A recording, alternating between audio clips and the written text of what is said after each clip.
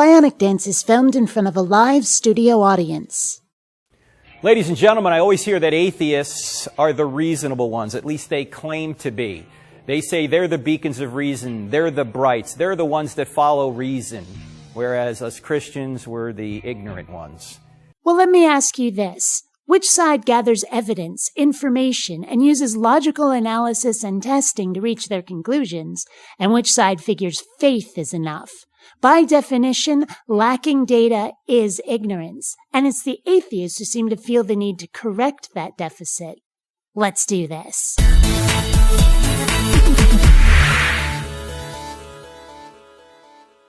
Greetings, fellow space travelers. BionicDance here. Today we're once again looking at Frank Turek, and he's going to try to explain why atheism has no reason in it. This ought to be good. Atheists, the ones that I read about, the big ones you hear about in the culture and are writing books, the new atheists, they're materialists. They think everything is material. Well, we're living in a material world, and I am a material girl. They don't think there's any immaterial or supernatural realm. Well, if that's the case, then we're not really reasoning, we're just reacting. Why? Because if there is no immaterial realm, we don't have a mind, we just have a brain. Reasoning is reacting. Sure, it goes beyond a mere stimulus-response reaction, though even reasoning is just a double-wide buttload of those acting in concert with each other. But thinking something through logically is a reaction to input and perception, reaction to the analysis of that first reaction, and so on. Why more than the brain is necessary for any of that is bogglesome. Because the brain is the mind, or rather, the brain generates it. The brain is the seat of consciousness, perception, emotion. Everything that makes us who we are can be found in our head meats, no supernatural required. In other words, we are completely determined by the laws of physics. Well, if that's the case, why should we believe anything we think?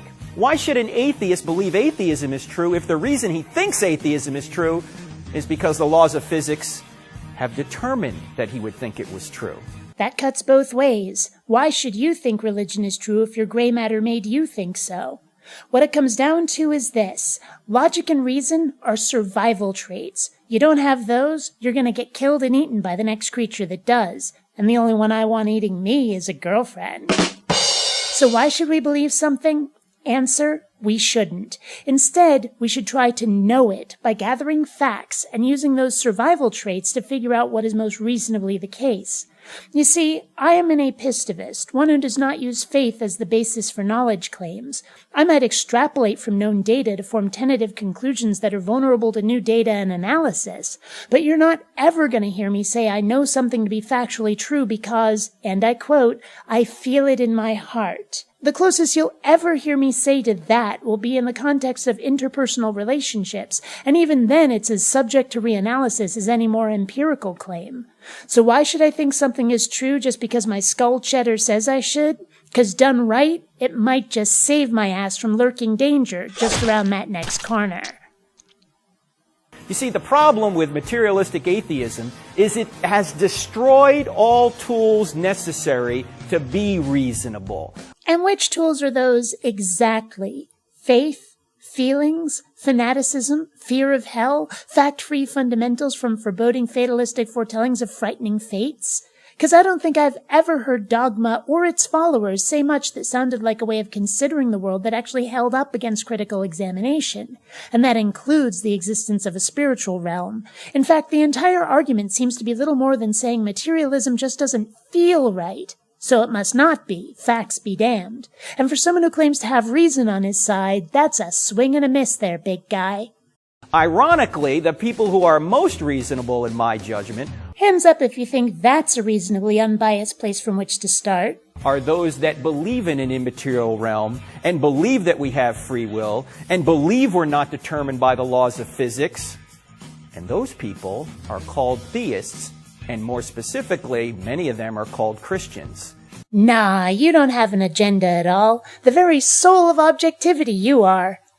So, atheism, in my view, is unreasonable. They've made reason impossible by their worldview of materialism, whereas Christians have a warrant to believe what they believe because we believe in an immaterial realm, including the realm known as reason.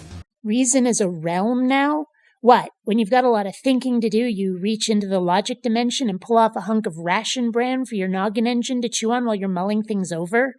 This all sounds like wishful thinking from somebody who has never looked at even the basics of neurology, like not even pamphlet level, and who finds not being some sort of celestial spirit temporarily driving a meat robot rather unflattering and scary. I'd sympathize if he wasn't trying to exploit people through his unfounded delusions. Alas. Until next time, fellow space travelers, this is BionicDance saying don't run on automatic. Instead, please think.